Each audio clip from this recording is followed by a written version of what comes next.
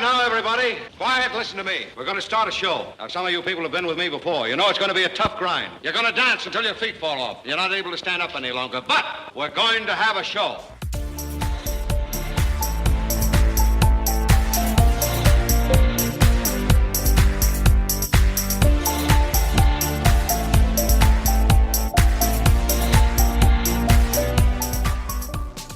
Welcome to today's episode of the Pink Door Podcast.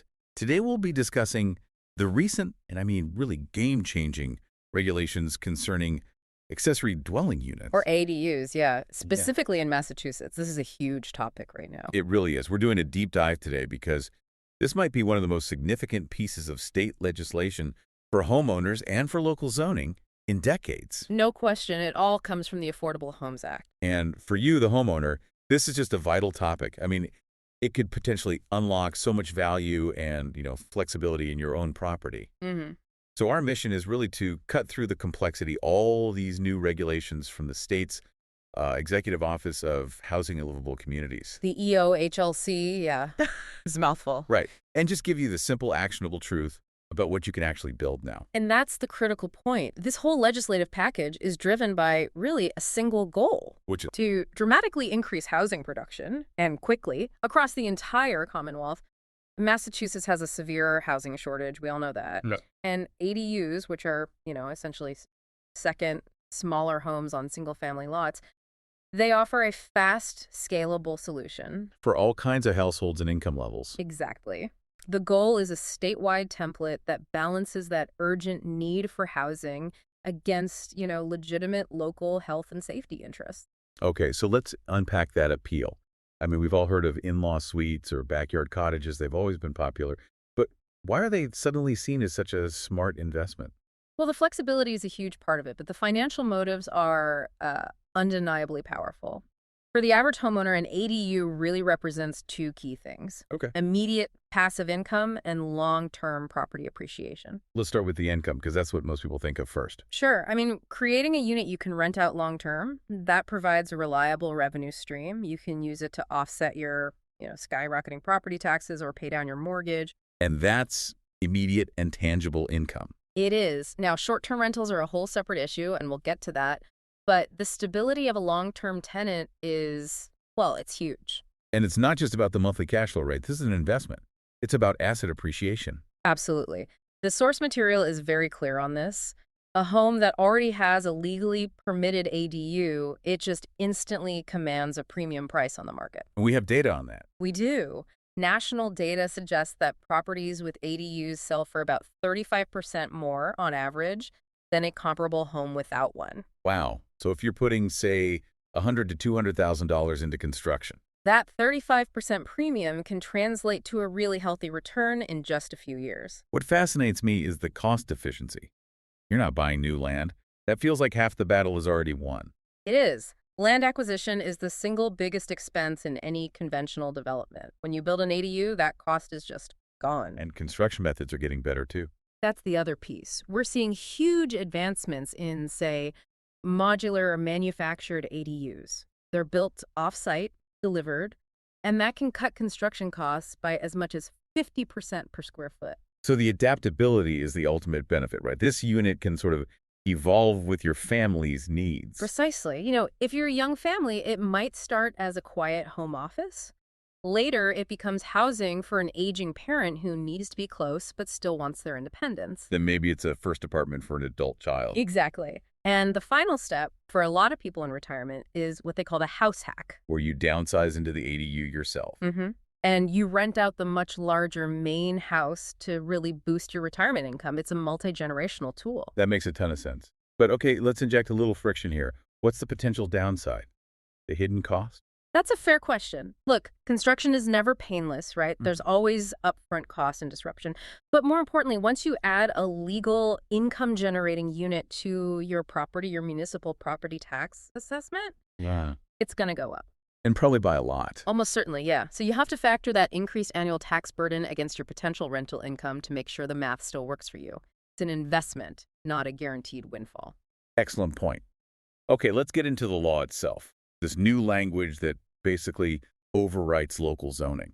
What's the official term for the ADU that gets all these state protections? The key term here is the Protected Use ADU, or PUADU. That status is the secret sauce that lets you bypass a lot of local restrictions. And this comes from Section 8 of the Affordable Homes Act. That's right. It fundamentally rewrote the state's main zoning law. And the effective date for these new rules was February 2nd, 2025. So why call it a protected use ADU? What does that legal status actually mean for you as a homeowner? It means the unit falls under the protection of the Dover Amendment. Okay, what's that? It's a monumental piece of law, actually. It was originally designed decades ago to stop towns from zoning out essential things, like schools or churches. And now they're applying that same logic to a single backyard cottage. Exactly. The state is making a profound statement here. It's saying local zoning, generally, shall not prohibit, unreasonably restrict, or require a special permit for this one unit. So in simple terms, For that first ADU, local boards are largely stripped of their ability to just say no. The approval process becomes as of right. you meet the definition, you get the permit. You meet the definition, you get the permit. That is a tectonic shift. Yeah. Okay, let's get specific. What are the hard parameters a homeowner has to meet to get this protection? There are 4 key requirements. First, it has to be a self-contained unit. So its own sleeping area, a kitchen or kitchenette, and, its own bathroom. Pretty standard apartment stuff. Yeah. Second, it must have a separate entrance. It can be directly to the outside or through a shared hallway, as long as that shared entrance meets the state building code for safe egress. Okay, and the third one, I hear this is the most critical. It is. It's about size. The PUADU cannot be larger than half the gross floor area, or GFA, of the main house, or 900 square feet.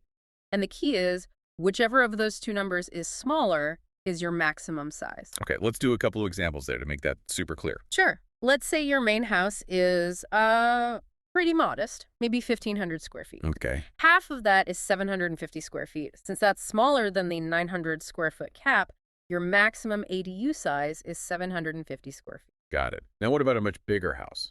Say 3,000 square feet. Okay, so half of that GFA is 1,500 square feet. But even though half the house is that big, the statewide protection imposes that hard cap. So in this case, your max is limited to 900 square feet. The 900 square feet is the firewall, no matter what. It's the firewall. That's a good way to put it. And one final point on the definition. Does this protection apply if I want to build, say, 2 ADUs? No. It is strictly for one ADU on a lot. If you wanted a second one, that second unit would still need a special permit, assuming the town even allows it.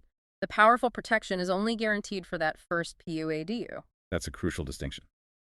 Okay, let's move on to the prohibited regulations. These are the things the state has explicitly taken away from local municipalities. Right. The state was very specific here, targeting the tools that towns historically use to block or just complicate ADU projects. Like owner-occupancy. Exactly. The ban on owner-occupancy requirements is gone. Towns used to require the homeowner to live in either the ADU or the main house. They can't do that anymore. And what about who can live there? Also gone. They can't impose use and occupancy restrictions. They can't limit who lives in the unit based on, age, income, or if they're related to you. Wait, hold on a second. If this is the Affordable Homes Act, but the state prevents towns from putting in income restrictions, doesn't that just open the door for every new ADU to be a high-end, market-rate rental? Mm-hmm. It feels like that could bypass the goal of creating affordable housing. That's a crucial point, and it gets at the policy trade-off. The state's number one goal here is housing production. The assumption is that increasing supply at any price point will eventually ease pressure on the entire market. So they're prioritizing speed over targeted affordability. They are. By banning income restrictions, they're removing any disincentives for homeowners. It's a trade-off. Speed and ease of construction over specific affordability controls at the local level. What else can't towns do? They can't impose any limit, quota, or cap on the number of PUADUs built in the town. And importantly, these units do not count against local density calculations. That completely bypasses density concerns. If a town says you can only have 5 units per acre, this ADU doesn't even count. That's huge. It is. And physically, they can no longer require the ADU to be attached to the main house. They can't prohibit a detached structure, which is what most people want anyway. Let's zero in on parking. That's always the flashpoint with neighbors and zoning boards. This is one of the most proactive parts of the law. A town can only require a maximum of 1 additional parking space. And that only applies if your lot is located entirely outside a half-mile radius of a transit station. And if you're close to transit, If any part of your lot falls within that half-mile radius, the municipality is barred from requiring any additional parking. Zero. and a transit station is defined pretty broadly. Very broadly. Subway, commuter rail, ferry, or any bus station with year-round service. It's a clear signal from the state to encourage transit-oriented development. A game changer for denser areas. Okay, let's get to our final section, the boundaries. Towns can't prohibit these units, but they can still reasonably regulate them. What does unreasonable even mean here? This goes back to the legal test from the Dover Amendment case law.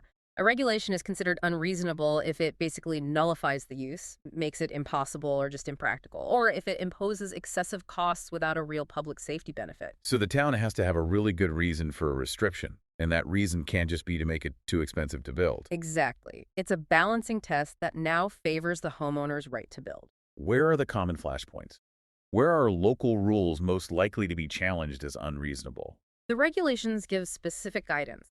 Let's start with dimensional standards, things like setbacks and height. Local zoning can't be more restrictive for the ADU than the most permissive standard they apply to any other structure in that zone. And what about lot size? Critically, they cannot require a minimum lot size for a PUADU.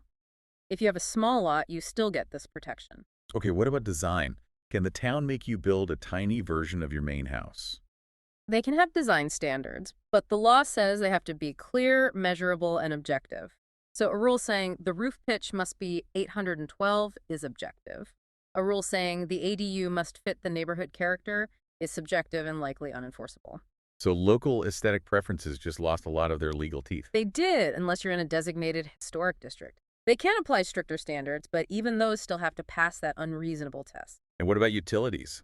Can a town force you to spend a fortune on separate water and sewer lines? Generally, no. They can't require separate utility connections unless the utility provider themselves requires it, or it's mandated by state law. They can't use utility hookups as a backdoor way to stop a project. Okay, we talked about rental flexibility. Is there any rental activity that towns can still control? Yes, and this is the main carve-out. Municipalities can establish restrictions and even prohibitions on short-term rentals of these protected ADUs. So they can still regulate or ban Airbnb. They retain that power, yes. That's a critical distinction for anyone thinking of this as a short-term rental investment. And what about people who already have an ADU? Maybe they went through the old special permit process and got stuck with an owner-occupancy clause? They absolutely benefit. The new law protects pre-existing units. If an existing ADU meets the definition of a PUADU, any of those old, prohibited, or unreasonable conditions, like an owner-occupancy clause, is now unenforceable. That is a huge relief for a lot of homeowners. For sure. And one last point. The state wants data.